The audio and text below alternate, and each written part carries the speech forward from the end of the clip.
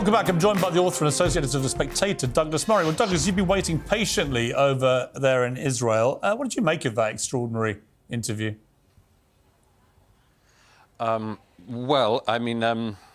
Listening to Jeremy Corbyn, let alone Len, talking about the Middle East and the way to solve the Middle East's problems is like watching somebody trying to do brain surgery whilst wearing boxing gloves. I mean, it is so cack-handed, it's just beyond belief. Nobody in this region could make any sense of their dreams and claims and assertions. Everything that they said falls apart on first analysis. And the most extraordinary thing to me was Jeremy Corbyn's resolute refusal to answer two simple questions. Should Hamas stay in power, and are they a terror group?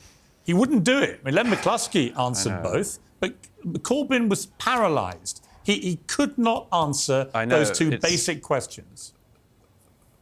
But I'm afraid, as you know, Piers, that's a character career trait of Jeremy Corbyn's. It was just the same with Sinn Féin IRA. He always seems to keep the door open to terror groups, whether they are anti-British terror groups like the IRA or anti-Israel groups like Hamas. I don't know why he feels this need. He's never been involved in any international peace negotiations anywhere, certainly never anywhere with any success, never anywhere with any prominence even. So it's always bizarre to hear him talking as if he's sort of been the UN Secretary General for the last 50 years. And quite scary to think he was nearly potentially Prime Minister of his country. I mean, it does beg the question, if this had happened to us, what would his reaction have been? If he's not able to say that Hamas, after what they did on October the 7th, are a terrorist organisation, what would have happened if a terror organisation had killed 1,500 British people on our soil, if he'd been running the country? Absolutely, and I'd add to that. I mean, you know, he talks about the importance of clarity and being absolutely clear on things, and is very unclear on things himself. What he just said there about the Palestinians and Hamas, and I mean, he and Len McCluskey talk about Palestine, for instance. What do they mean by Palestine? Do they mean the West Bank? Do they mean the West Bank and Gaza? Do they mean the West Bank, Gaza and East Jerusalem? Like, what is this state? Do they mean everything in pre-1948 or post-1948? They never say. They just talk about this non-existent state that still doesn't exist because for decade after decade, people like them have supported the worst possible elements and have encouraged them in this delusion that Israel can be disappeared. It's not going to be disappeared. And yet this delusion is encouraged, among other things, among some people in the Palestinian leadership, which is why when they're offered 99% of a state, as they have been time and time again, they say no, because 99% isn't 100%. Well, that clip I found of Bill Clinton from a few years ago was very telling, both in his description of what Hamas do, which they're now doing, and also in the fact that he had a great settlement there, and Arafat at the last minute screwed him, just walked away. Absolutely. Arafat walked away as his predecessors had walked away time and again. It could all be so different, you know. It could all be so different. Just going back to what's happened in Gaza since the withdrawal. You know, remember, the Israelis left Gaza in 2005. It was extremely traumatic for the people of Israel because they saw members of their own army pulling forcibly Jewish families from their homes because they said that they would give Gaza over to the Palestinians. There were elections. Hamas won the elections, killed their Fatah rivals, and then never had another election. How can anyone defend this group or believe they're a legitimate government of Palestine? And the idea that they're any part... I tell you one thing, Piers, that's very, very obvious when you're here in the period after the massacres of October the 7th. It doesn't matter whether you're right-wing or left-wing. It doesn't matter whether you're a peacenik, like many of the people who were murdered in the kibbutz, or a supporter of Benjamin Netanyahu. Nobody in Israel believes that they can live beside Hamas. Nobody. No.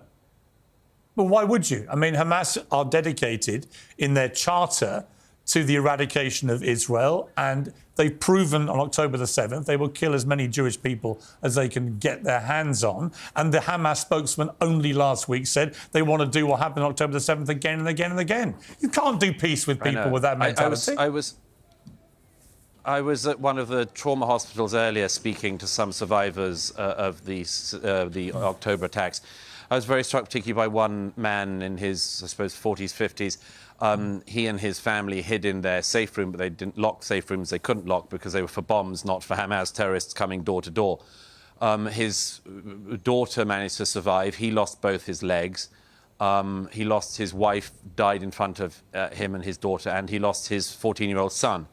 And after this man described what happened when his boy breathed his last, he said, look, I'm a leftist. I've always been a leftist. Douglas, just hold your thought. These people. We're just going to come off air on the show, but we're going to carry on this for our YouTube. So 1 second, just stay with me. Keep it uncensored. We're going to keep with Douglas Murray. We're going to be live on our YouTube channel now. Keep following. I'll come back to Douglas. So just finish that anecdote. You met this guy, and he was on the left, you said. Yes, I mean, you hear that all the time. One of the things that I think many people outside Israel haven't realized is that many of the kibbutz, the places where people were living, the villages and towns neighboring Gaza, were filled with left-wing peacenik types. The sort of people, for instance, who there was a woman in one kibbutz who every day she drove Palestinian children to hospitals. There were people who made sure they always had Palestinian colleagues from Gaza. They would employ them. Even the peace rave near the borders of Gaza, was significantly populated by people who sort of had the peace gig. I mean, that was their belief. That was their view, that they wanted to live in peace with their Palestinian neighbours. I think that one thing that people outside Israel really haven't understood is that it is these people who were disproportionately murdered in their homes on October the 7th. You can see it literally on the signs they have on their fridges and their fridge doors in what remains of their houses. Peace signs, calls for peace. I think that this is so important to realise. And one other thing, many of the Hamas fighters, terrorists, who were found dead or captured alive after that day, were found to have plans on them which had extraordinarily detailed issues about who lived in which house. There are stories of, there's one kibbutz where the man who was in charge of security in the kibbutz, the terrorists went to his house first and killed him and his family, and then went door to door elsewhere. How did they have all of this knowledge, literally family by family, door to door? It was because some of the people they had given their trust to had sold them out, had given information over to Hamas to get them killed.